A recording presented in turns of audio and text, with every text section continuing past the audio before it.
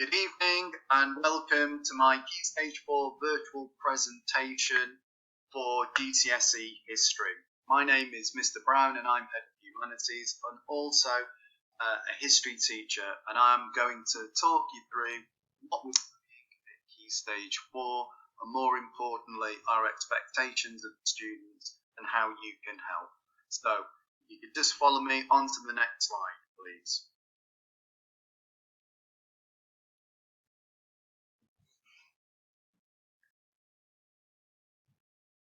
What will the children learn at Key Stage 4 GCSE? First of all, students will follow the AQA GCSE History Syllabus. There is only one at the moment, and this will be run over 2 years starting in Year 10. In Year 10, the students are going to study their first unit, which will be Conflict and Tension, the Origins of World War I, 1894 to 1918. And this effectively will look at the origins of World War I, and then from there we will go on to look at what life was like in the trenches, the developments in terms of weapons and tactics, and then ultimately why Germany loses the war. So that's going to be the first unit that the students will look at. Then from there, students will move on and they will look at Germany. 1890 to 1945, democracy to dictatorship. What the students will be required to learn here is that they will look at Kaiser Wilhelm II, they will begin to look at his personality and his character. From there, they will also assess the strengths and weaknesses of Germany prior to the First World War. Then they will very quickly look at the impact of World War I upon Germany, and more importantly, they will look at why the actual Kaiser abdicates and then the setting up of the Weimar Republic. From there, they will then look at the problems that the Weimar Republic suffers from, particularly economic problems, but also political problems.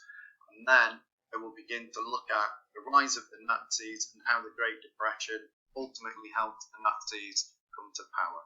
From 1933, students are going to be looking at why the Nazis gained in popularity, and then from there, they're going to look at how the Nazis set up a dictatorship and the various policies that affected key groups in German society, such as women and children.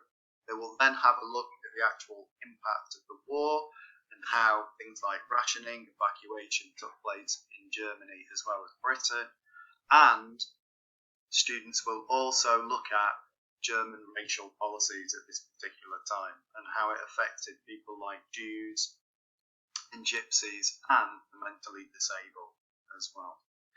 Now, in Year 11, students will look at Elizabethan England and they will begin to look at what helped Elizabeth to actually run the country. So they'll look at things such as the Privy Council, justices of the peace, that type of thing. Then they'll begin to look at key aspects of Elizabethan rule. So they'll look at the religious aspect, the threat of Mary Queen of Scots. They'll also begin to look at the threat of the Puritans. Again, from there, they will go on to look at more kind of social history, the great building boom that takes place. They'll also look at Elizabethan fashions. From there, they'll also look at the repressive side of Elizabethan England, how she begins to crack down on the Catholics, and then ultimately the threat of the Spanish Armada.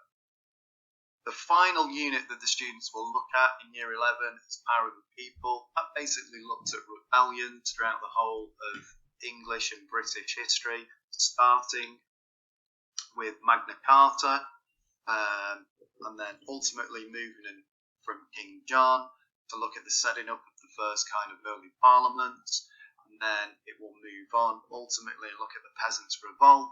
From the medieval period, they'll then move on to look at the Pilgrimage of Grace during Henry VIII's time, and then from there they'll begin to look at the Civil War during Charles I's kind of reign, and then from there they'll look at the kind of rebellion that takes place in the American colonies that leads to the separation of America and Britain, and then they'll move on into the actual 19th century and look at the Chartist movement, the Peterloo Massacre, right up until the modern day, and we'll be looking at the poll tax riots that took place under Mrs. Thatcher's government in 1990.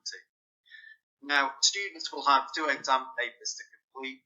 Paper 1 will be based upon what students study in Year 10, so that's World War I and Germany, and Paper 2, which will be based upon what the students study in Year 11, so that's Elizabethan, England, and Power and the People. Both exams will be 2 hours in duration. Now, students will have 5 periods per fortnight, and currently the history department has 3 full-time history teachers, that's myself, Ms. Weiss and Mr. Rooney, along with an EBAC TA who has specialism in actual history.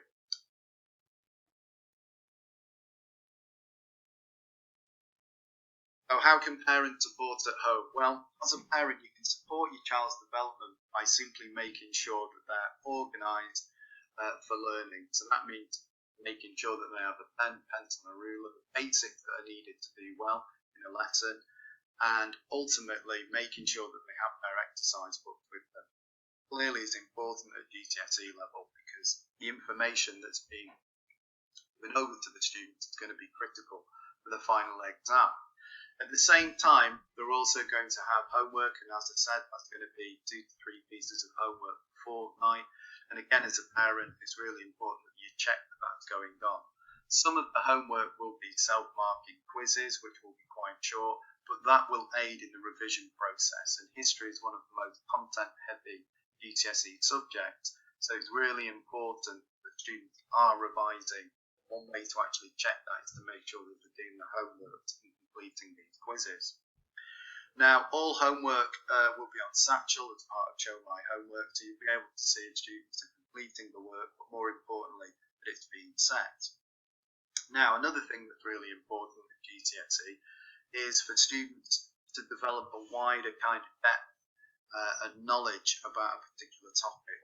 And one way to do that is obviously by independent reading. Every single students will be provided with a book list which highlights text which will develop their understanding, but also will give them a much wider and broad knowledge of the period. And that's a good thing, because the more that you know, the more that you'll be able to put in any of your answers, and essentially it gives a better understanding. And if students want to go off and study at A-level or degree, again, they're going to develop that wider understanding at GCSE level.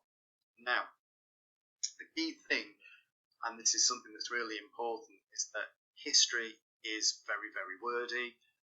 Students will have to interpret sources and texts, and also their answers will have to be developed. The way our students assess their GCSE is by the quality of their literacy and also by the depth of their historical knowledge.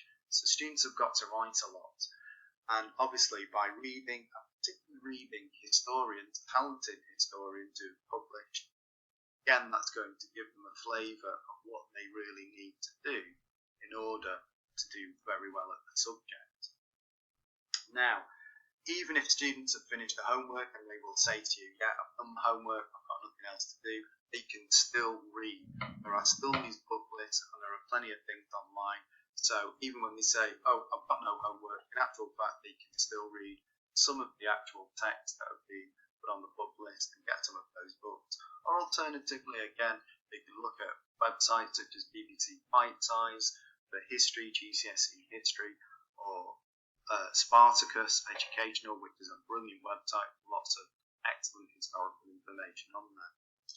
Now, finally, students studying history must be encouraged, and again, this reiterates the point that I've made, about revising regularly and often, since history is a very content-heavy subject.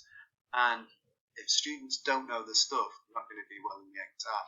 So therefore, if there are any spare kind of moments in a student hectic life, just 10 minutes on a regular basis, perhaps every other day in year 10, or particularly in year 11, every day, 10-15 minutes, just going over stuff, that is going to be a massive aid when it comes to actually doing the final exams in year 11 in June.